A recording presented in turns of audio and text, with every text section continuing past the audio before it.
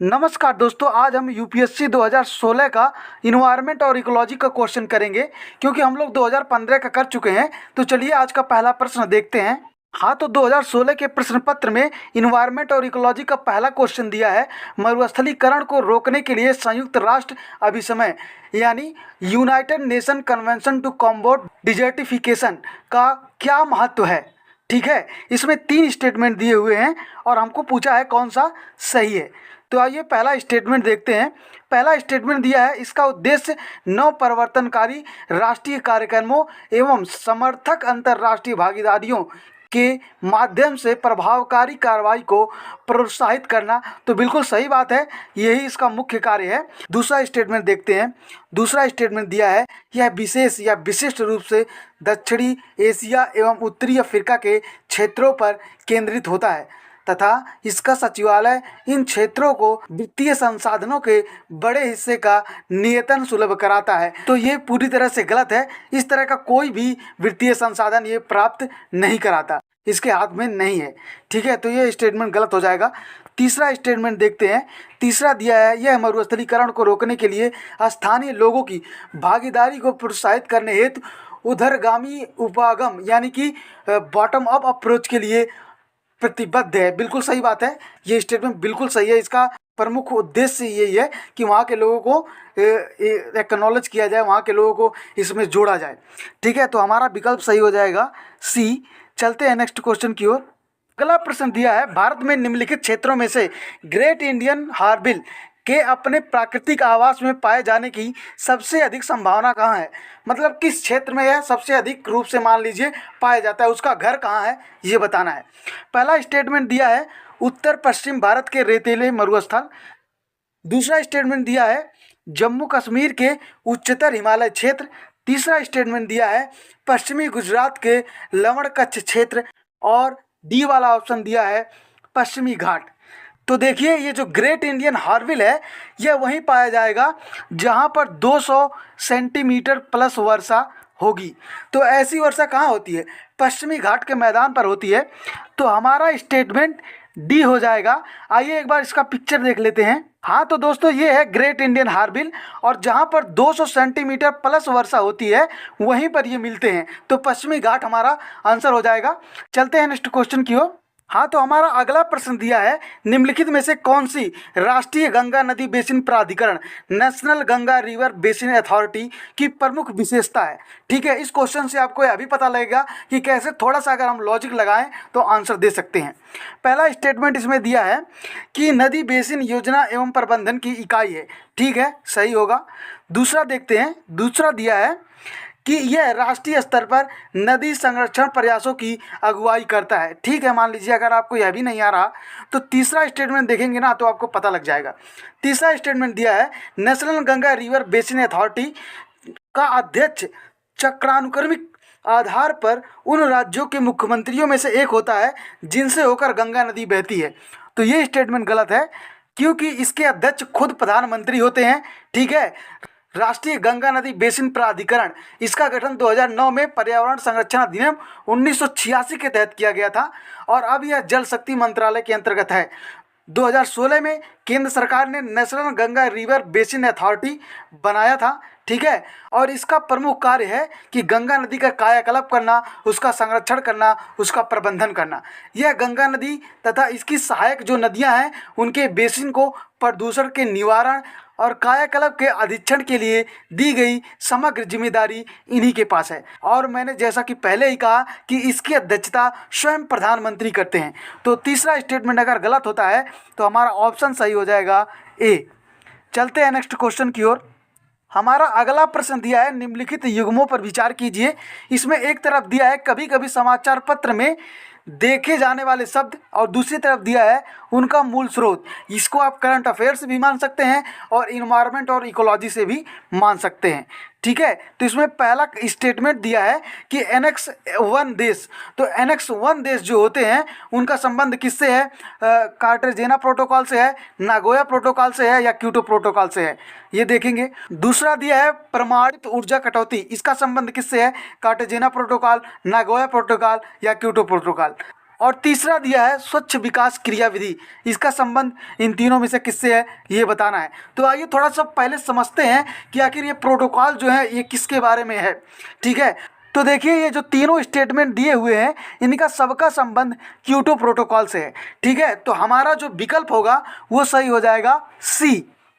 और बाकी सबके बारे में पढ़ते हैं, आइए समझते हैं इसको थोड़ा सा। हाँ, तो अगर सबसे पहले हम कार्टेजेना प्रोटोकॉल की बात करें तो कार्टेजेना प्रोटोकॉल देखिए जैव विविधता सम्मेलन के पूरक के रूप में 2003 में जैव सुरक्षा अर्थात समकालीन तकनीकों की मदद से आनुवांशिक रूप से संशोधित जीवों के जैव विविधता को संभावित खतरे हेतु पेश किया गया था। तो जहाँ पर आनुवांशिक रूप से जीवों के जैव विविधता को खतरा था उसके लिए एक प्रोटोकॉल बनाया गया था कार्टेजेना प्रोटोकॉल। तो इसका संबंध तो एनेक्स 1 से नहीं होगा, ये गलत हो गया। और देखिए नगोया प्रोटोकॉल, नगोया प्रोटोकॉल भी जैव विविधता सम्मेलन का एक उद्देश्य है और इसमें आनुवांशिक संसाधनों तक पहुँच कैसे हो इसके बारे में यह प्रोटोकॉल डिफाइन करता है। तीसरा क्योटो प्रोटोकॉल जो है यह COP3 में 1997 में UNFCCC के समिट में लागू किया गया था और इसका जो उद्देश्य वो ग्रीन हाउस गैसों की सांद्रता को ग्लोबल वार्मिंग से कैसे लड़ा जाए इससे संबंधित है। तो हमारा ऑप्शन सही हो जाएगा सी। अगर हम बात करें एनेक्स 1 की तो एनेक्स 1 का मतलब होता है जो विकसित देश होते हैं और जो संक्रमण उनकी अर्थव्यवस्था होती है वो एनेक्स 1 के अंतर्गत आती है। एनेक्स 2 के अंतर्गत आता है विकसित देश और एनेक्स बी के अंतर्गत आता है ग्रीन हाउस गैस उत्सर्जन कम करने के लिए अनिवार्य बाध्यकारी जो लक्ष्य हैं वो एनेक्स बी के अंतर्गत आते हैं। ठीक है, और जो गैर एनेक्स होते हैं ये ज़्यादातर कम आय वाले विकासशील देश होते हैं जैसे साउथ अफ्रीका के देश हो गए। तो ठीक है, हमारा आंसर सी हो जाएगा। चलते हैं नेक्स्ट क्वेश्चन की ओर। हाँ, तो हम लोगों को अगला प्रश्न दिया है निम्नलिखित में से कौन सा देश भारत सरकार के हरित Bharat mission green India mission के उद्देश्य को सर्वोत्तम रूप से वर्णित करता है और पूछा उपयुक्त में से कौन सा कथन सही है। 3 स्टेटमेंट दिए हुए हैं। पहला स्टेटमेंट हम लोग पढ़ते हैं। पहला स्टेटमेंट दिया है पर्यावरणीय लाभों एवं लागतों को केंद्र सरकार एवं राज्य सरकार के बजट में सम्मिलित करते हुए तद द्वारा हरित लेखाकरण को अमल में लाना। ठीक है, दूसरा स्टेटमेंट दिया है कृषि उत्पादन के संवर्धन हेतु द्वितीय हरित क्रांति आरंभ करना जिससे भविष्य में सभी के लिए खाद्य सुरक्षा सुनिश्चित की जा सके। तो ये स्टेटमेंट स्ट्रीम है सभी के लिए खाद्य सुरक्षा की बात। तीसरा स्टेटमेंट दिया है वन आच्छादन की पुनर्प्राप्ति और संवर्धन करना तथा अनुकूलन यानी कि अडॉप्शन एवं न्यूनीकरण यानी कि मिटिगेशन के संयुक्त उपायों से परिवर्तन का प्रत्युत्तर देना। यही बिल्कुल सही स्टेटमेंट है और बाकी दोनों गलत हैं। ठीक है, क्योंकि इनका संबंध इस तरह से नहीं है। केवल मिटिगेशन करना और उसका अडॉप्शन करना इसी में सारी चीज़ें आ जाती हैं। तो हमारा आंसर सही हो जाएगा सी। थोड़ा सा इसका एक्सप्लेनेशन देखते हैं। देखिए हरित भारत मिशन जो है जलवायु परिवर्तन पर राष्ट्रीय कार्य योजना के तहत 8 मिशनों में से एक है। अगर इसकी उद्देश्य की बात करें तो भारत के वन आवरण की रक्षा करना, पुनर्प्राप्ति तथा संवर्धन करना, अनुकूलन तथा न्यूनीकरण रणनीतियों के समायोजन के द्वारा जलवायु परिवर्तन का जवाब देना, जैसा कि मैंने पहले बताया कि एडॉप्शन और मिटिगेशन। ठीक है, इसके तहत वन तथा गैर वन भूमि पर 10 मिलियन हेक्टेयर वन वृक्ष आच्छादन बढ़ाना और मौजूदा वनों की गुणवत्ता में सुधार लाना, ये इसका प्रमुख उद्देश्य है। तो हमारा स्टेटमेंट तीसरा तो सही हो जाएगा। अगर क्रियान्वयन की बात करें तो इसका क्रियान्वयन राष्ट्रीय स्तर पर पर्यावरण मंत्रालय करता है। Green counting green Bharat mission का हिस्सा नहीं है, यह भी याद रखना है। तो ये कैसे ये सब कर सकता है, तो हमारा पहला ऑप्शन तो गलत हो जाएगा। और ध्यान रखिएगा हरित क्रांति जो है वो कृषि फसलों से संबंधित है, ग्रीन इंडिया मिशन कृषि फसलों से संबंधित नहीं है। तो हमारा दूसरा भी ऑप्शन गलत हो जाएगा, विकल्प हमारा सही होगा सी। चलते हैं नेक्स्ट क्वेश्चन की ओर। हमारा प्रश्न दिया है भारत में पाई जाने वाली नस्ल खाराई ऊंट के बारे में अनूठा क्या है, मतलब क्या अद्भुत चीज़ है। 3 स्टेटमेंट दिए हुए हैं, पूछा है निम्नलिखित में से कौन सा कथन सही है। तो पहला स्टेटमेंट हम लोग देखते हैं। तो हमारा पहला स्टेटमेंट दिया है यह समुद्र जल में 3 किलोमीटर तक तैरने में सक्षम है, बिल्कुल सही बात है। दूसरा स्टेटमेंट दिया है यह मैंग्रोव की चराई पर जीता है। सही बात है यह भी। अगर आपको ये दोनों नहीं आ रहा है तो अगर आप तीसरा देखेंगे ना तब भी आप इसका आंसर निकाल लेंगे। तीसरा स्टेटमेंट हम लोगों का दिया है कि यह जंगली होता है और पालतू नहीं बनाया जा सकता। आप लोग देखते होंगे कि राजस्थान में जब मेला लगता है तो उसमें कितने लोग पालतू ऊँट लेकर आते हैं। तो ये स्टेटमेंट तो गलत हो जाएगा और जैसे ही हमारा तीसरा स्टेटमेंट गलत होगा तो हमारा आंसर निकल कर आ जाएगा ए, क्योंकि 1 और 2 एक ही पास है और सब में 3 है। ठीक है, तो आइए एक बार इसका पिक्चर देखते हैं। हाँ तो दोस्तों, आप इस पिक्चर में खैराई ऊँट को देख रहे होंगे कि किस तरह से ये मैंग्रोव वन को खा रहे हैं। तो अब आपके दिमाग में ऐसा इमेज छप गया होगा कि हाँ जो ऊँट हैं वो मैंग्रोव को भी खाते हैं और 3-4 किलोमीटर तक तैर भी सकते हैं। ठीक है, चलते हैं नेक्स्ट क्वेश्चन की ओर। हम लोग का अगला प्रश्न दिया है पारितंत्र एवं जैव विविधता अर्थतंत्र the economics of ecosystems and biodiversity नामक पहल के संदर्भ में निम्नलिखित में से कौन सा कथन सही है और नीचे दिए गए कूटों में से कौन सा सही है ये बताना है। आइए पहला स्टेटमेंट देखते हैं। पहला स्टेटमेंट दिया है यह एक पहल है जिसकी मेजबानी UNEP IMF यानी कि इंटरनेशनल मॉनेटरी फंड एंड यानी एवं विश्व आर्थिक मंच वर्ल्ड इकोनॉमिक फोरम करते हैं। तो ये स्टेटमेंट गलत है क्योंकि पारितंत्र एवं जैव विविधता अर्थतंत्र की शुरुआत 2007 में जर्मनी तथा यूरोपियन यूनियन द्वारा मिलकर किया गया था। तो अगर हम लोगों का पहला स्टेटमेंट गलत होता है तो ऐसे में 2 विकल्प कट जाएंगे और हम लोग 50-50 पर आ जाएंगे। ठीक है, दूसरा स्टेटमेंट दिया है यह एक विश्वव्यापी पहल है जो जैव विविधता के आर्थिक लाभों के प्रति ध्यान आकर्षित करने पर केंद्रित करता है। देखिए किस तरह से स्टेटमेंट बनाया है कि आर्थिक लाभों के प्रति ध्यान आकर्षित कराता है। आर्थिक लाभ देता नहीं है, बस केवल ध्यान आकर्षित कराता है। अगर लिख देता कि आर्थिक लाभ देता है तो ये स्टेटमेंट गलत हो जाता, लेकिन यह केवल ध्यान आकर्षित करा रहा है, इसलिए यह सही हो जाएगा। तीसरा स्टेटमेंट देखते हैं। तीसरा दिया है एक ऐसा उपागम प्रस्तुत करता है जो पारितंत्र और जैव विविधता के मूल्य की पहचान, निर्देशन, अभिग्रहण में धारणा की सहायता कर सकता है। ठीक है, तो ये स्टेटमेंट हम लोगों का सही हो जाएगा। हम लोगों का विकल्प होगा सी।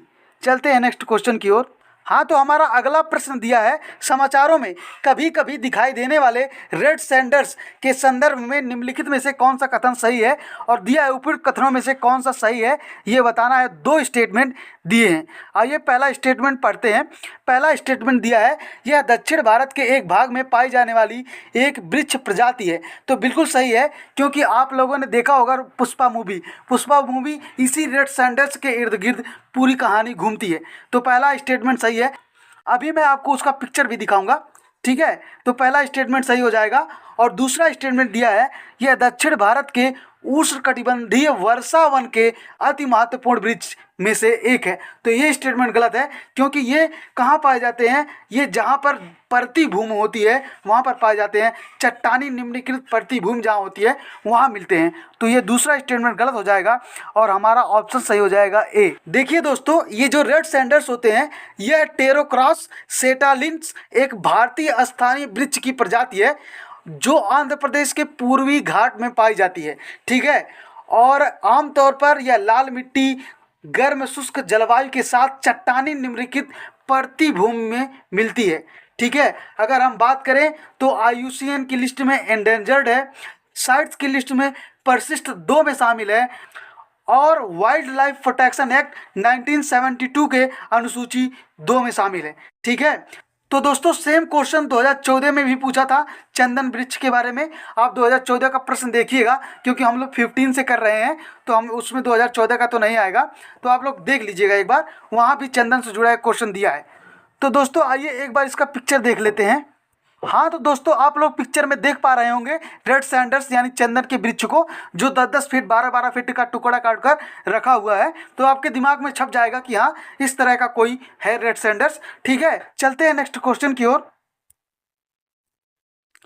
हम लोग का अगला प्रश्न दिया है निम्नलिखित कथनों में से कौन सा सही है और दिया है UNREDD+ प्रोग्राम की समुचित अभिकल्पना और प्रभावी क्रियान्वयन महत्वपूर्ण रूप से योगदान दे सकता है। ऐसे में 3 स्टेटमेंट दिया है और पूछा उपयुक्त में से कौन सा सही है ये बताना है। ठीक है, तो पहला स्टेटमेंट दिया है कि विविधता का संरक्षण करने में, बिल्कुल ठीक बात है। दूसरा स्टेटमेंट दिया है कि वन्य पारिस्थितिकी समस्थानशीलता में, और तीसरा स्टेटमेंट दिया है गरीबी कम करने में। तो ये तीनों ही विकल्प हम लोगों के सही हैं। हम लोगों का आंसर हो जाएगा डी, क्योंकि देखिए UNREDD+ प्रोग्राम यह एक विकासशील यानी कि गरीब देशों के लिए वनों की कटाई और वन संरक्षण से ग्रीन हाउस गैस जो उत्सर्जन को कम करना। चलते हैं नेक्स्ट क्वेश्चन की ओर। हाँ, तो हम लोगों को अगला प्रश्न दिया है ग्रीन हाउस गैस प्रोटोकॉल क्या है। पहला विकल्प दिया है यह सरकार एवं व्यवसाय के नेतृत्व देने वाले व्यक्तियों के लिए ग्रीन हाउस गैस उत्सर्जन को समझने, परिणाम निर्धारित करने एवं प्रबंधन हेतु एक अंतर्राष्ट्रीय लेखाकरण साधन है। बिल्कुल सही बात है, यही है ये। ठीक है, और बाकी कुछ पढ़ने की ज़रूरत ही नहीं है। ठीक है, क्योंकि ग्रीन हाउस गैस प्रोटोकॉल एक वर्ल्ड रिसोर्सेज इंस्टीट्यूट तथा world business council for sustainable development द्वारा संचालित किया जाता है। इसको 1998 में लॉन्च किया गया था और इसका उद्देश्य कंपनियों और संगठनों, सरकारों के लिए ग्रीन हाउस गैस उत्सर्जन को मापने, उसका प्रबंधन करने, अधिक कुशलता, लचीला और समृद्ध बनाने के लिए वैश्विक लेखाकरण साधन मानक है। ठीक है, तो चलते हैं नेक्स्ट क्वेश्चन की ओर। हम लोग को अगला प्रश्न दिया है कभी कभी समाचारों में आने वाले गाडगिल समिति रिपोर्ट और कस्तूरी रंगन समिति रिपोर्ट संबंधित है। तो दोस्तों, जब मैंने पहली बार इस क्वेश्चन को देखा था तो ये क्वेश्चन मेरा गलत हो गया था, क्योंकि मैंने संवैधानिक सुधारों पर लगा दिया था। क्योंकि देखिए, इस वक्त हम इन्वायरमेंट और इकोलॉजी का प्रश्न कर रहे हैं, तो हमारा ध्यान संवैधानिक सुधारों पर नहीं जाएगा। लेकिन जब आप एक साथ पूरा पेपर देखेंगे ना, तो आप सोचेंगे यार ये सही हो सकता है। लेकिन यह मेरा तब गलत हो गया था, तब जब मैंने ऑप्शन देखा तो कुछ और था। तो आइए देखते हैं। तो इसका पहला ऑप्शन दिया है संवैधानिक सुधारों से, तो ये स्टेटमेंट गलत है और मैंने इसी पर लगा दिया था।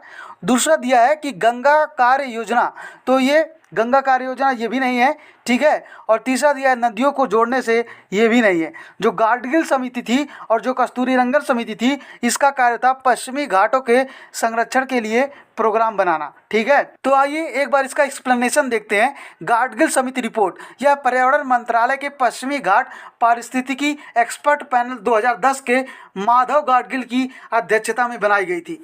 ठीक है, गाडगिल समिति रिपोर्ट ने पश्चिमी घाट पारिस्थितिक तंत्र को बचाने के लिए अनेक सिफारिशें दी, जैसे निर्माण कार्य व खनन कार्यों पर प्रतिबंध लगाना, आनुवांशिक खेतों पर प्रतिबंध लगाना, बिजली संयंत्र स्थापित करने पर प्रतिबंध लगाना। वेस्टर्न घाट के राज्यों ने गाडगिल कमेटी की सिफारिशों को अस्वीकार कर दिया। अतः गाडगिल समिति रिपोर्ट की जांच हेतु 2012 में कस्तूरी रंगन समिति बनाया गया। इसमें 27% क्षेत्र को इको सेंसिटिव जोन के रूप में वर्गीकृत करने की सिफारिश की गई। ठीक है, तो हमारा विकल्प सही हो जाएगा डी। चलते हैं नेक्स्ट क्वेश्चन की ओर। हम लोगों को अगला प्रश्न दिया है हमारे देश के शहरों में वायु गुणवत्ता सूचकांक यानी एयर क्वालिटी इंडेक्स का परिकलन करने के साधारणतया निम्नलिखित वायुमंडलीय गैसों में से किनको विचार में लिया गया। मतलब जब एयर क्वालिटी इंडेक्स बनाया जा रहा था तो किन किन गैसों को ध्यान में रखा गया था, ये पूछ रहा है। ये क्वेश्चन भले ही पुराना हो, लेकिन ये आज भी रिलेवेंट है, क्योंकि देखिए दिवाली के बाद से दिल्ली की हवा कितनी ख़राब हो गई है। तो एयर क्वालिटी इंडेक्स हमेशा चर्चा में रहता है। पहला इसमें दिया है कार्बन डाइऑक्साइड, दूसरा दिया है कार्बन मोनोऑक्साइड, तीसरा दिया है नाइट्रोजन डाइऑक्साइड, और चौथा दिया है सल्फर डाइऑक्साइड, और पाँचवा दिया है मीथेन। तो देखिए, जब 2014 में एयर क्वालिटी इंडेक्स बनाया जा रहा था आम आदमी के लिए, तो आसपास के क्षेत्रों की गुणवत्ता का पता लगाने के लिए एक नंबर, एक रंग, एक विवरण की थीम रखी गई थी। यह 8 प्रदूषकों के आधार पर वायु गुणवत्ता मापता है, जिसमें PM10, PM2.5, नाइट्रोजन के oxide, sulphur dioxide, carbon monoxide, ozone, ammonia और लेड हैं। तो इसमें कार्बन डाइऑक्साइड कहीं भी आपको नहीं दिखेगा।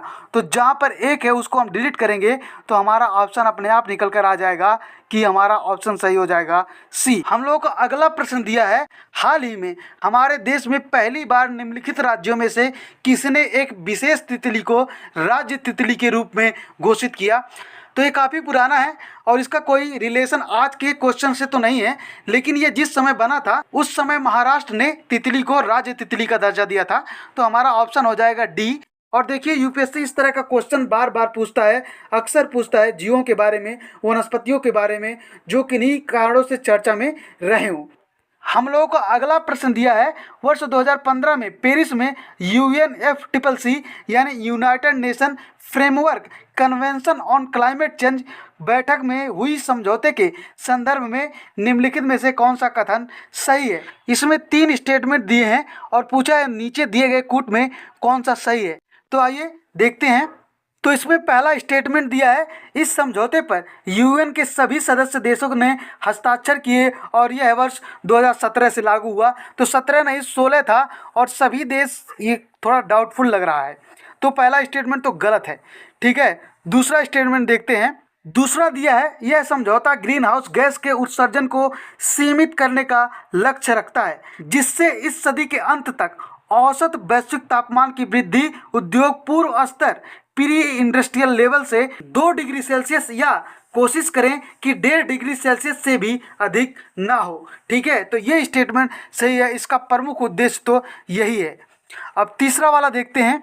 तीसरा स्टेटमेंट दिया है, विकसित देशों ने वैश्विक तापमान में अपनी ऐतिहासिक जिम्मेदारी को स्वीकारा यानी कि मान लिया और जलवायु परिवर्तन का सामना करने के लिए विकासशील देशों की सहायता के लिए 2020 से प्रतिवर्ष 1000 अरब डॉलर देने की प्रतिबद्धता जताई।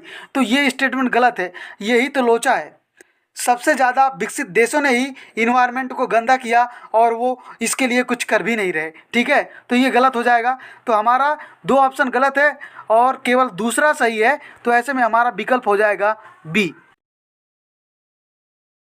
दोस्तों, आप लोग थोड़ा सा पेरिस एग्रीमेंट के बारे में पढ़ लीजिएगा। तो आज हम लोगों ने UPSC 2016 का इन्वायरमेंट और इकोलॉजी का सारा प्रश्न कर लिया। अब हम कल UPSC 2017 का इन्वायरमेंट और इकोलॉजी का प्रश्न करेंगे। तो अगर आपको यह लेक्चर पसंद आ रहा है तो डू लाइक द वीडियो और ज़्यादा से ज़्यादा लोगों के साथ शेयर कीजिए ताकि उनको भी इस PYQ का लाभ मिल सके, किस तरह से हमको प्री में अप्रोच रखना है ये पता लग सके। And please subscribe the channel. Thank you so much for watching this video.